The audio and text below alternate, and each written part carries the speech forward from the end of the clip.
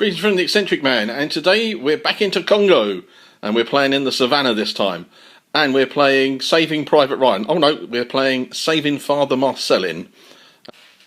Today we're going for something different in Congo. I'm going for all the African tribes, and I'll go through my list, and we'll see if John can spot what's different. So over here I've got the Prince at the front. Behind him I've got a unit of fanatics. I've then got a unit of young warriors. I've got a unit of 6 archers, a unit of askari, a unit of married warriors, and a witch doctor.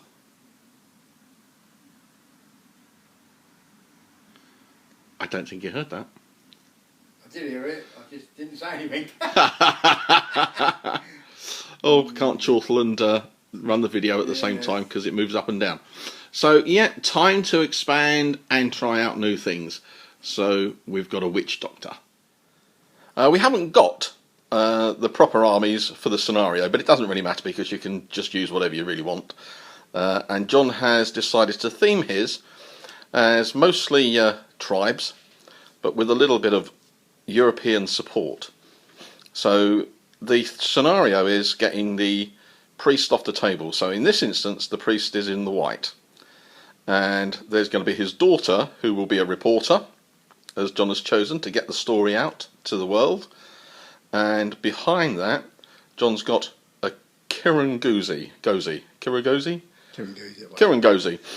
which is a leader, can lead them through the jungles and through the savannah. So then he's got a unit of sailors at the back. At the front there's a unit of 3 scouts, and then there's 2 units of trained askari, and a unit of archers, and then a unit of young warriors. And that's John's army, and our armies run into just under 80 points rather than Private Ryan. And my Africa tribe is rather cross with him because he's been trying to get everyone to follow Christianity, and we prefer the way of the lion, so we are going to try and get him and duff him. That's the theory. Lighting's not particularly good today. So I've had to split my army into 2. Column into 2. So down here I've got the fanatical warriors and the prince, sorry, my askari and my young warriors. John gets to set up here 1 unit with 1 character in the middle, and he chooses one of the tents where Father Marcelyn is. So he writes that down. My second units are over here with the witch doctor and the married warriors and the archers. So they're over here. Right, so what else have I got to do? Well, I get points for looting the tents as well, but it's random, so you can see a little pile of tokens there, and they have different numbers running between 1 and 4. So they're randomised, and I get whichever one is in the tent that I loot. To loot, I've got to be next to it, touching it, and take an action, movement action. John had the option, well, could bring on extra troops into the centre if he rolled a 6 for them. Well done, John. Didn't roll any 6s, so that was a bonus. I now have to roll for each of my units on the table. I need to roll a d6. On a 1, I get a stress token, and on a 6, one of them's been eaten by something on the way. So I'll end the video here, and then we'll do that whilst I'm doing the rolls. Okay, let's see what we get. So for the young warriors, no, askari. One's been eaten. And the fanatics, well, I might as well roll it by the hippo. And they get a stress token. So that's the first 3. So over on this side, let's have a look. The archers. Ah, no! And the Married Warriors. No! Well, yes! Oh, so one archer gone and one Married Warrior already. God dear. That was a difficult march through the jungle. Ready to start the first turn and the first action step. And because I've got 2 characters which add up to 4 stars, and John's only got 2 characters which add up to 3 stars, I get the initiative, which sometimes is good and sometimes is not so good, because you may want it for the second step or the third step, but we'll see. So we're going into turn 1. I've played the sorcery card, so it gives me a d8 to cast, and if I take an additional stress token I can roll 2 dice and get a better result. So I'm going to try that. Do what? I take an extra stress token. Alright. I take a stress token so I can roll 2d8s, Right, okay. and it increases the magic power. Okay. But of course, if I get a red hand, if I get the white hand, I'm dead. Okay. But as there's 2 out already, I'm feeling confident. Okay. So I'm going to roll 2 dice. Okay.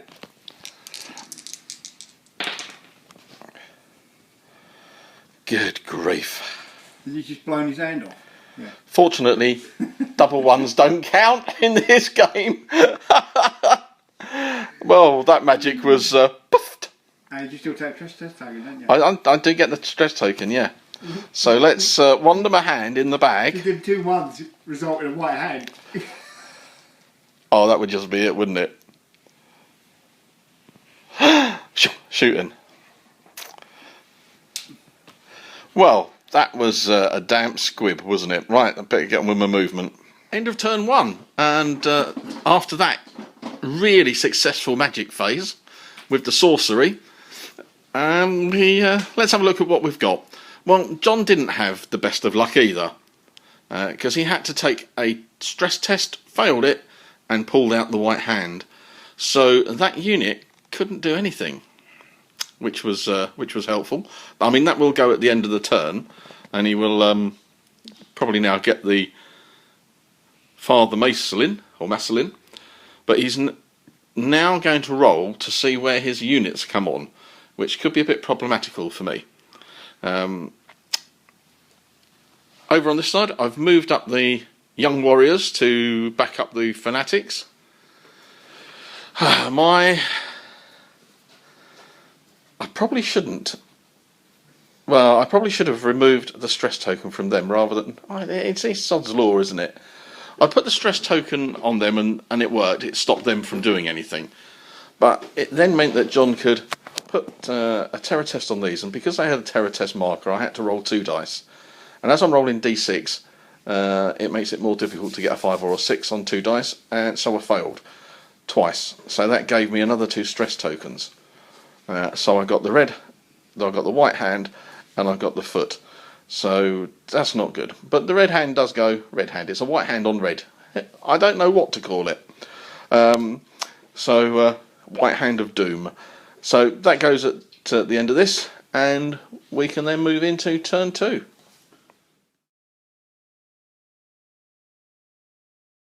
Beginning of turn 2, and John rolls for his troops to see where they come on. Successful roll, and then it's randomised to the location. So 1 unit of trained Ascari have come on in this corner. The scouts have come on in this corner. And just well for John, he's pleased. The sailors have come on in this corner. And the young warriors have come on in that corner. Scouts failed. No, scouts. Ascari had come 1 unit of Ascari failed to come on. So yeah, they are a bit spread out. But is sort of pincering my troops over on this side. But okay then, into turn 2. I think I need to rethink my strategies in some of these games. John has legged it with his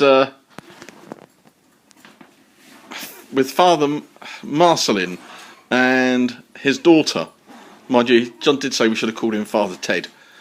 So he's well off over to that left-hand side. I've left it a bit open, My units have come over to this side. John's sailors, I got them to take a test, but they got the red hand, the white hand, but it's going to come off because it was the end of the turn. So that's going to cause me a little bit of trouble. I've got to think about how I can try and stop. Can I stop? Do I need to? Or do I just loot the tents? I might just loot the tents. Over on this side, the Ascari are moving up to threaten my prince and my fanatics.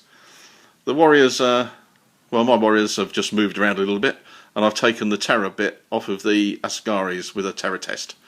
I used magics on this, which was to move the witch doctor, and I only did one and passed it on the D8. So end of turn 2, yeah, John could be already 10 points up. He's got to get them off the end of the table to that left hand side. I did try a terror test on them, but they passed with 2 6s. John was throwing well on that one. So let's go into turn 3.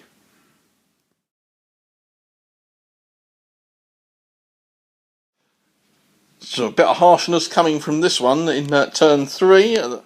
We're still in the first step, but John's played a 7, and he's put a shooting action on the trained Ascari. They use rifles, so he's going to be rolling D8s. He then played a totem card, which allowed him to roll 2d6s. So he's going to have 6 shots, and with those 6 shots he scored 4 hits. So I've decided to go to ground and take 2 stress tokens. And the fanatics ignore stress tokens, with the exception of the white hand. So they can't do anything for the rest of this turn, but I have got a handful of dice and I need some successors. So I've saved 1, 2, 3, 4. Hang on, you only get 4 dice. No, you get extra 2 for the D8s, don't you? No, that's just... I get 1 for each. Yeah, you are, yeah. Yeah, 1 for You each. get another dice as well. Oh, for him? Don't you get a dice for him? No.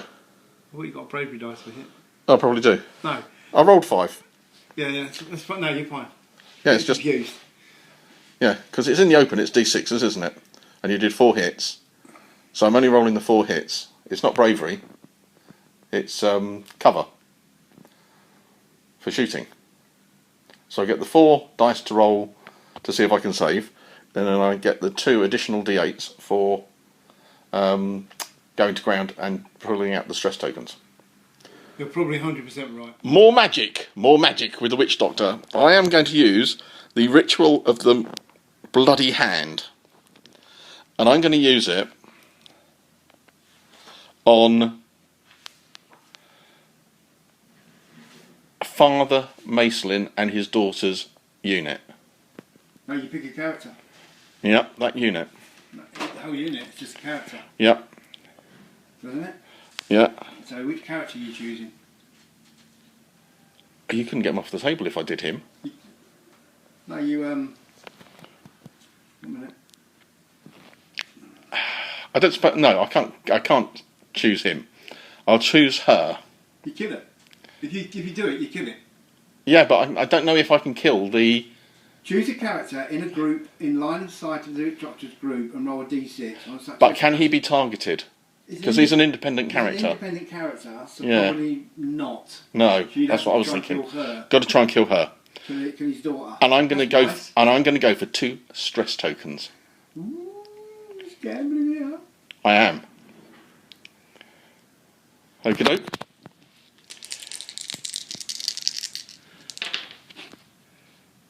Three successes. What? 3 successes. But you get 2 stress tokens, don't you? I pull the 2 stress tokens. She's dead. Not yet. No, she's not. No, I've got to roll on a D10. Yep. Or you can choose.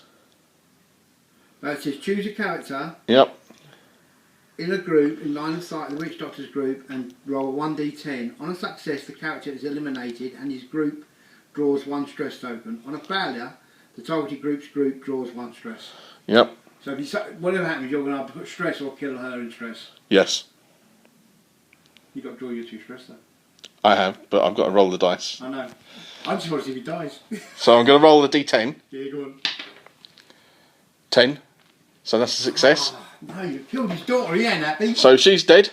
Oh dear. Oh, he's not. Oh dear, oh dear, oh dear. So, and you get a stress token? Yeah, but you take yours first. I've got to take mine too. Take yours first. You before me. A foot and a bow. Oh. Whew. So, the witch doctor survives. I've got a bow. Ah, you got a bow. Well, having killed the priest's daughter with the magic, the unit has suffered a little bit. I took a lot of stress tokens within it, so couldn't do very much with them. We did try to loot, and we got some totem cards, but we didn't get any plunder tokens. John took a shot at them with the sailors and killed one. I saved 2, which was quite lucky. Didn't get any plunder out of this one, but we did get a totem card, so that was okay. We're still in contact with it. Over here, the fanatics, I didn't want to put them to ground, and these trained Ascaris are working quite well, so they killed 2 of the fanatic warriors. Oh, that little white hand goes this turn, at the end of the turn. Oh. Tried to move up some troops. I didn't get to pass the stress test to get rid of that foot, so I can only go S. And John fired with the scouts, who were, or shot with the scouts, fired with the scouts, throwed their assegais, and they killed one of the young warriors.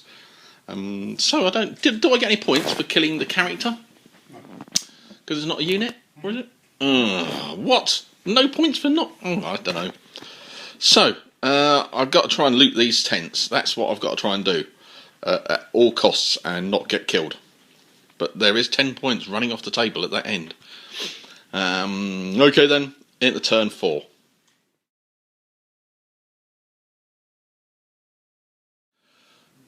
Well, John has decided to fire the sailors with the Kirangozi at my unit of married warriors with the witch doctor. You can see there that I've got 4 stress tokens already. So I can't go to ground because I can't take any action which would allow me to take another stress action because I've got 4 stress tokens already. That means I've got to bear the brunt of the firing. And he rolled exceptionally well, did John. How many? 5. 5. 5. And how many are in that unit of his sailors and the current? 5. So I've got 5d6. And I can't play any totem cards because I played a totem card to get an extra move. So this is going to be very painful. Needing 5s and 6s, I believe. 1. 4 dead. 4 dead. So that's all of the warriors gone. I would have thought. Would he automatically die? I don't think he automatically dies. I think you still roll a d10. See if And I'll roll a d10 to see if he... We'll do it that way. Yeah. We'll see what we do. A d10 coming in. 4. So he doesn't get killed with that one. But he is on his own now. With 4 stress tokens. Yep. And that's some extra points to you as well, isn't it? Or not? Yeah, because I've killed a unit. Yeah, because you've killed a unit, haven't you? Yeah, oh dear. John decided to hack into the dangerous terrain, because obviously he wants to get a shot at my unit to get rid of that and get some extra points. So he rolled on the dangerous terrain for the savannah, and he's gone on to sacred ground, apparently. So he's lost a totem card, and I've gained one. So that was useful, thank you, John. But not so useful when he shoots them. We'll see. So, Father Marcelyn, without daughter, is nearly off the board edge, and that will be a guaranteed 10 points for John. Poor old witch doctor is on his own now that the married warriors have all been killed. We're still trying to burn down the tents, but they're proving rather inflammable. So obviously they've got a good EU kite mark on them. Over on that side, I'm trying to race up to try and get some loot out of that last tent, because once you take plunder, it's gone, and you can only have one plunder object with you. So the unit that were here, has the witch doctor got it? No. The witch doctor can't have it. So it's got to be a unit that I've got to get there. That is that's likely to be no go, isn't it? So yeah, and we're trying to run these people across, and likely to possibly get them killed next turn. So into turn 5 we go.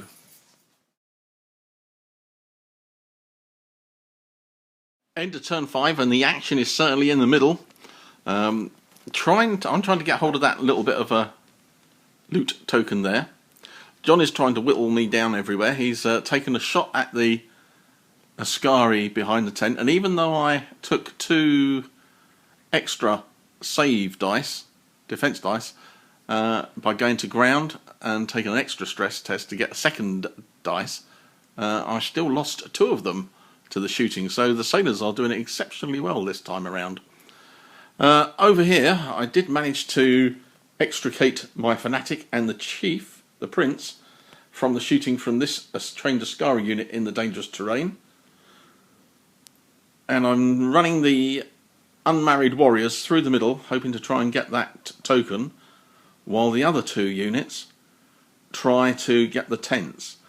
We've realised that in this scenario, for me to score points, I should have really be getting the bits off the table, but we forgot that bit, so we're going to allow me to score some points for the items that we've got, the plunder that we've got here. But I still want to set the tents on fire, and that's proving rather difficult. So we'll go into turn 5. Or was that turn 5? No, we're going to turn 6. Into turn 6. Oh, last turn-ish. I did mean to say that Father Marcelyn has been rescued, but it's a bit of a hollow victory, isn't it, John, with him, because he's always going to be in memory of his daughter who didn't make it off the table. So that's a win for the tribe. So into turn 6. Turn 6, and my dice have woken up. I fired the archers at John's trained Ascari and got 3 6s and a 5, which was quite outstanding. And John couldn't save 3 of them, so lost 3. So that was quite a good result for me. That has saved my fanatic warriors a little bit, I think. So I'm rolling to see if I can set the tents on fire, and I need a 6, and I've just rolled 2 6s. So in the last dice roll of 7 dice, I've rolled 4 6s and a 5. No, you rolled 5 6s and a 5. Rolled 5 6s and a 5. Good lord, that was stunning. Was it 6 6s and a 5? After some amazing dice roll on my behalf this time around, with all those 6s, I have managed to set the tents on fire, and I'm trying to run off with the loot tokens. John's only got 1 Ascari man left there, but I don't get any points for killing his unit, so I'm running off as fast as I can. The fanatics are going that way. I can't really do much with the little guy, Ascari guy. He's got 2 feet. Well, I know everybody has 2 feet, but he's got 2 stress token feet, which means that he can't move. So John's got that unit over there to come up, and they might pepper a bit. The sailors are still working okay, and John moved the unit into the dangerous terrain there, and they found a lucky totem, so he could get a totem card back that he'd played. So he chose one of those, which was an extra action, and used that straight off. So it's turn 6, it's now turn 7, and at the beginning of turn 7 we roll a dice. You have to roll it. I roll a d8. And if you get a success, the game ends. If I get a success, the game ends. Yep. If a success is rolled, the game ends immediately. Don't ever want that. Oh well, I need a success. 1? 1. No, game, we do another phase. We have another action step. Yep. And then Phase. we do it each phase. And then we do it. Right, okay, so we get to choose our cards for this this turn. Thought it best to do it phase by phase because we have to roll dice. So turn 7, phase 1. What have I done so far? Well, I played a 7 to get the initiative, and John played a 1 to put terror onto my units to try and stop them doing things. So I was able to use a totem card to take 1 stress off and to pass the stress test. So with the Witch Doctor, we targeted the sailors and the Kizagozi, and my magic worked, and we killed the Kizagozi because John decided not to take the 2 stress tokens. So poor old character has gone. Which is a shame. I've killed both characters and I don't get any points for it. But there we go. What else did we do? Oh, we killed the Ascari with shooting from the archers. John took some terror tests on the archers. I passed that one. Failed with the young warriors, and I've got a terror token. And who else passed? Oh, and the lone guy in the middle passed. So we now roll another d8 for step 2, turn 7. 4. Failed. So failed. So we go on another action. Yep. Phase 3 of 7. So we got to roll a dice to see whether we get phase 3 of turn 7 or not. So Here we do. and we do. Well, it was very unusual to go through that far. What we did in the last phase of 7 was I exited my people as far away from the centre as I could to keep them safe, not to be able to give John any shots. And John was trying to stop me from moving so he could get some shots, but so we got them away. Because we've sort of amended it a little bit, I've got 5, what have we got? 5, 7 plus 6 for burning the 2 tents, so that gave me 13, and John has got 10 points for getting Father Marcelyn off the board, and 3 points for killing one of my units. 10 points for getting off the board. 10 points and 3 points for killing units, so 13 points.